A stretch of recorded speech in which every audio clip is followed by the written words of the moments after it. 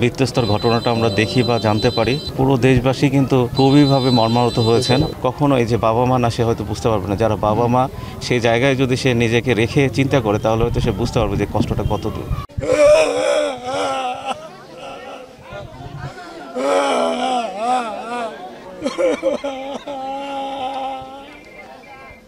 সকালেও জেলা প্রশাসক টাঙ্গাইল স্যার আমাকে ফোন দিয়ে আমাদের যে মির্জাপুরের যে ঘটনা, তানভীরের বিষয়ে খোঁজ নিয়েছেন, সমবেদনা জ্ঞাপন করছেন তার পরিবারের প্রতি।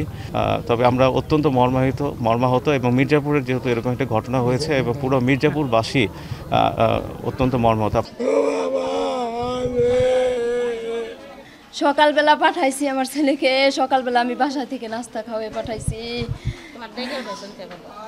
ছেলে আমারে কালকে সকালে ডাক দিছে, প্রতিদিন আমি ছেলেটা ডাক দেই।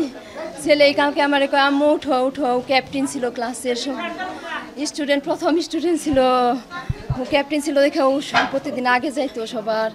বাসায় যাওয়ার পরে আমার ভাই ভাতিজা সবাই ইনফরমেশন পাইছে, ওরা অনলাইনে দিয়ে দিছে। তো আমার এক ভাতিজা বললো যে ওকে পাওয়া গেছে বাংলাদেশ মেডিকেলে।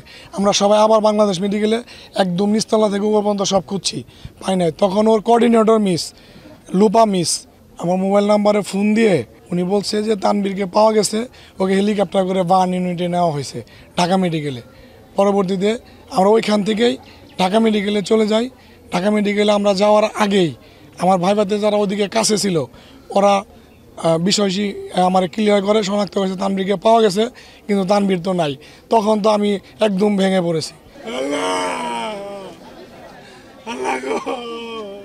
আমার ছেলের স্বপ্ন প্রথমে ছিল যে ক্রিকেটার হবে।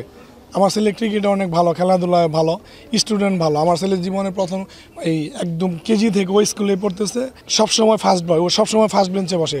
আর জীবনেও কখনো এই স্কুল মিস দেয় না, ওর অ্যাটেন্ডেন্স 100% থাকে সবসময়। আমাকে বললো যে আব্বু আমি হয়তো হাইলাইটস করে আমি চলে যাব, বাইরে চলে যাব। আমার ছেলের স্বপ্ন ছিল কানাডা যাবে, না অস্ট্রেলিয়া যাবে। আমার এই স্বপ্ন এখন ধূলিসাৎ। সকলে যারা নিহত হয়েছেন, সকলে আত্মার মাগফিরাত কামনা করছি, এবং যারা আহত হয়েছেন তাদের সকলে যেন মহান আল্লাহ দ্রুত সুস্থতা দান করে, সেই শুভকামনা জ্ঞাপন করছি।